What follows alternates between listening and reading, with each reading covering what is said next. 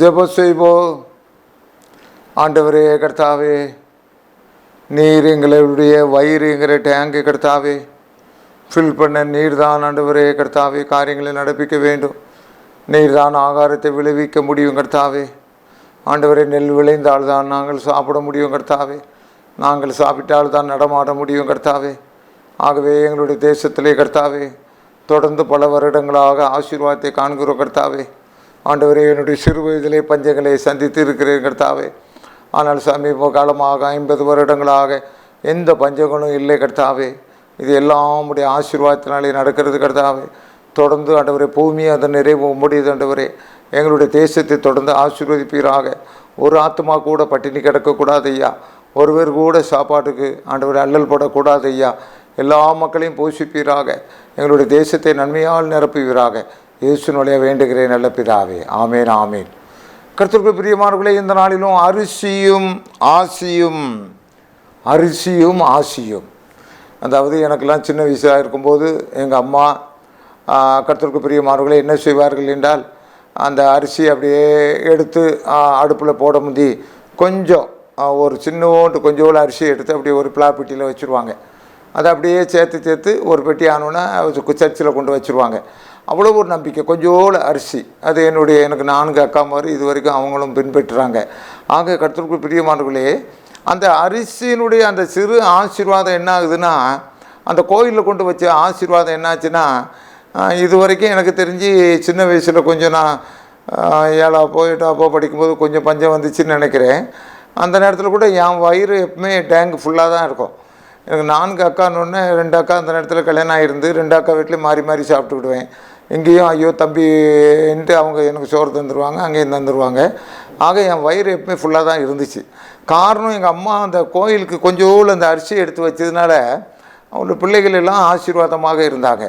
ஆக அரிசியும் ஆசியும் நீ பார்க்கின்ற வேளையில் அந்த காலத்தில் ஒரு பெரிய உதாரணத்தில் இருக்குது. நீங்கள் என்ன வறுமையில் இருந்தாலும் சரி, எத்தனை பிள்ளை பெற்று போட்டாலும் சரி, அந்த அரிசியில் கொஞ்சம் ஆலயத்துக்கு முதலூர் ஆலயத்துக்கு எடுத்து வச்சாலும் சரி, போடப்புறம் ஆலயத்துக்கு எடுத்து வச்சாலும் சரி, கொஞ்சம் எடுத்து வச்சுருங்க. எடுத்து வைக்கும்போது ஒரு பெரிய ஆசீர்வாதம். நிறைய பேர்லாம் தூத்துக்குடி மாவட்டம், திருநெல்வேலி, கன்னியாகுமரிலாம் அசனங்கள்லாம் கொடுக்குறாங்க. இப்படி சேர்த்து வச்சு அந்த கொடுக்கும்போது அந்த மாவட்டங்களில் நல்ல செழிப்பாக இருக்குது. அந்த மாவட்டத்தை சேர்ந்தவங்களாம் நல்ல செழிப்பாக வாழ்கிறாங்கன்னு காரணம் இந்த கோயிலுக்கு கொடுக்குற அந்த அரிசி. ஒரு பிடி அரிசி தான், அந்த கொஞ்சோண்டு அரிசி தான்.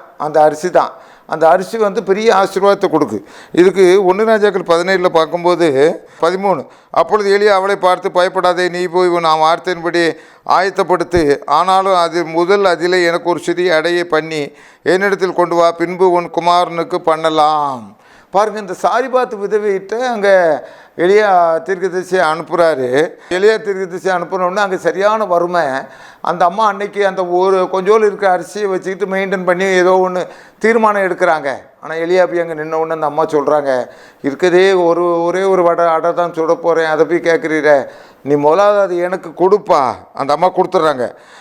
14ஆம் வசனம், கர்த்தர் தேசத்தின் மலையை கட்டளையிட்ட நாள் மட்டும் பானையில் செலவழிந்து போவதுமில்லை, கலசத்தில் எண்ணெய் குறைந்து போவதுமில்லை என்று இஸ்ரவேல் தேவனாய் கர்த்தர் சொல்லுகிறார் என்றால், அவள் போய் எலியாவின் சொற்படி செய்தால் அவளும் இவனும் அவள் வீட்டாரும் அநேக நாள் சாப்பிட்டார்கள். முக்கியமான பாயிண்ட் 1 ராஜாக்கள் 17:16, கர்த்தர் எலியாவை கொண்டு சொன்ன வார்த்தையின்படியே பானையிலே செலவழிந்து போகவும் இல்லை, கலசத்தில் எண்ணெய் குறைந்து போகவும் இல்லை. இன்றைக்கு அந்த ஆசீர்வாதத்தை உனக்கு கொடுக்கிறார். வறுமையிலே வாடி கொண்டிருந்தாலும் தேவனுடைய ஊழியக்காரனுக்கு காணிக்கை எடுத்து கொடுக்கிறாயே, உன்னுடைய குடும்பம் ஆசீர்வாதமாக இருக்கும். அரிசியும் ஆசியும் தேவனுடைய பிள்ளையை உன்னுடைய மிகுந்த வறுமையிலும் கர்த்தர்க்கென்று அந்த ஏலத்திலே எடுத்து அந்த ஏல பண்டிகையிலே கலந்து கொண்டு ஏலத்தை எடுக்கிறாயே, உன்னுடைய குடும்பம் ஆசீர்வாதமாக இருக்கும். மிகுந்த ஒரு வறுமையிலும் நீ போகும்போது சொல்லி விடுகிறாயே, உன் பையனிடத்திலே சொல்லி விடுகிறாயே, எந்த காரணத்தை கொண்டு ஜெபிக்க மறந்து விடாதே, நம்முடைய தேவனை தேட மறந்து விடாதே என்று சொல்லி விடுகிறாயே, அந்த அரிசி ஆசியாக முடியும், ஆசீர்வாதமாக முடியும். நீ கர்த்தர்க்கென்று எடுத்து வைக்கிற காணிக்கை அந்த தசமபாகிய மிகுந்த வறுமையிலே உனக்கு தேவை இருக்கத்தான் செய்கிறது. ஆனாலும் ஆலயத்தில் கொடுத்த ஒரு அனௌன்ஸ்மெண்ட்டுக்காக நீ எடுத்து கொடுத்து விட்டு வந்து விட்டாயே, நீ வெறுமையாக வீட்டுக்கு வந்து விட்டாயே, உனக்கு ஆசீர்வாதம் உண்டு. அந்த அரிசி ஆசீர்வாதிக்கப்படும். இருக்கும்போது அல்ல, நிறைய நோட்டுகளை எண்ணி வீட்டில் கரன்சியை வைத்துக்கொண்டு ஒரு கட்டை கொடுக்கும்போது அல்ல. சாரிபாத் விதவையை ஆண்டவர் எலியா ஒரு காரியத்தை சொன்னான். உனக்கு இருக்கிற இந்த தரித்திரத்திலே, உனக்கு இருக்கிற இந்த வறுமையிலே எடுத்து தேவனுக்கு என்று முதலாவது கொடுத்து பாரு, எனக்கு கொடுத்து பார். அந்த தேசத்திலே அந்த மழை பெய்கிற வரைக்கும் 3 வருடங்கள் வரைக்கும் அந்த குடும்பத்தில் சாப்பிட்டுக்கிட்டே இருந்தாங்க ஐயா. உன் குடும்பத்தில் ஒரு பட்டினியும் வராது ஐயா, ஒரு குறையும் வராது ஐயா. இந்த கர்த்தருக்கு முதலாவது கொடுக்க பழகு. முதலாவது தேவனுடைய ராஜ்யத்தை அவருடைய நீதியை தேடுங்கள், அப்பொழுது இவையெல்லாம் கொடுக்கப்படும். மத்தேயு 6:25-33 வரைக்கும் இந்த கவலைப்படுறதெல்லாம் லிஸ்டெல்லாம் கொண்டு வந்தார்.